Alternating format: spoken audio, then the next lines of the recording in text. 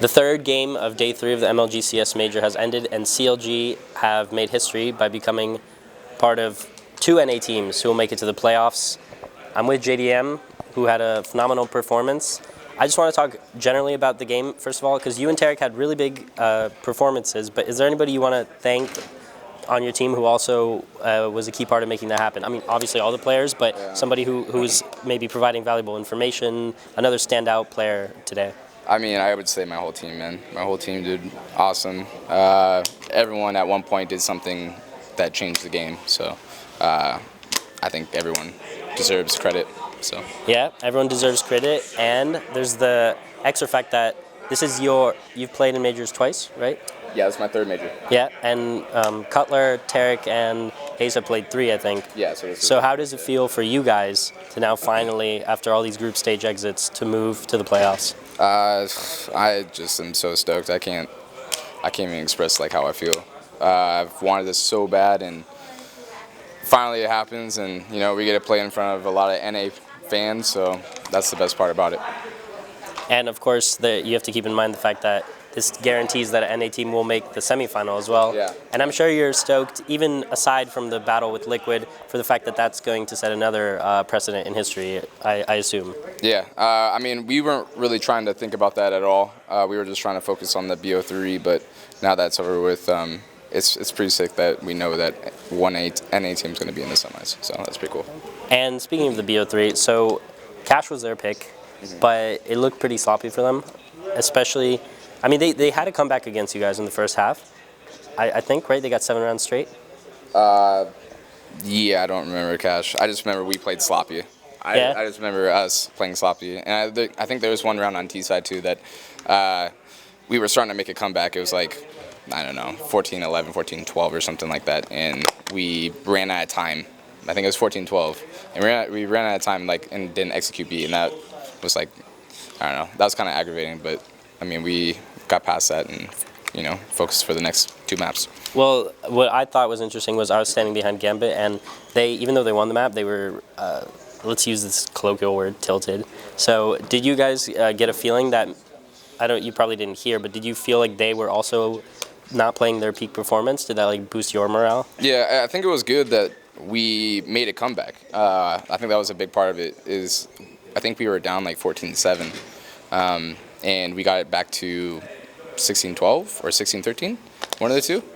16-12. 16-12. So just us making a comeback in. No, 16-13. Yeah, so it was pretty close. So like us making a comeback and then kind of making them, you know, think about it and getting them tilt. You know, that carries over for the next map. And the next map was Kabul. Is there anything that you remember particularly about what you did to effectively have such a strong play on that map, which was your pick? I mean, either on T side or CT side. Yeah.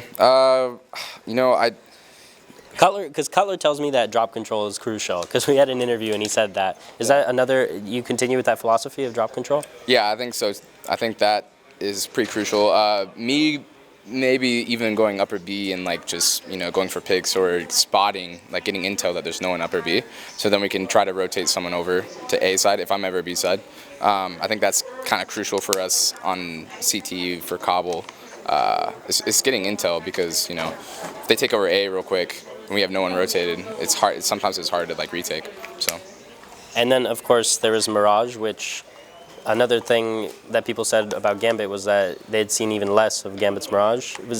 Had you even seen anything of Gambit's Mirage? Honestly, I haven't seen anything of Gambit's. I watched like some of the VODs from this tournament last night, but other than that, I have actually never seen Gambit play. So it was more of just basing my stuff off of what you know, they did this weekend, and then going off of what PETA wanted us to do, playing our own game. But yeah, just staying calm and like, you know, making good communication, like, or comms is like probably our key right there. Well, you wouldn't be the only one. A lot of people say they've never seen Gambit play, but a lot of people also said one thing about your team on Mirage, and no offense, but it was being thrown around that you guys were doing some sloppy stuff. Would you agree with that assessment from the analysts? On Mirage? Yeah, they were saying that. Like, do you feel like you were making mistakes as well that led to some of the rounds going Gambit's way? Maybe. I think there might have been like a couple rounds that we kind kind of lost, but it went the other way too. It's like there's a couple of rounds that we shouldn't have won that we won. But I mean, it doesn't matter to me right now. Just we got the W. That's all that matters. So. Okay, you got the W. You're going to face Liquid. You obviously are going to think about that now and everything. I have another question for you. Yeah. Someone's going to tell me, this is cringe as hell, but has the lounging lifestyle finally made it to the playoffs of the major?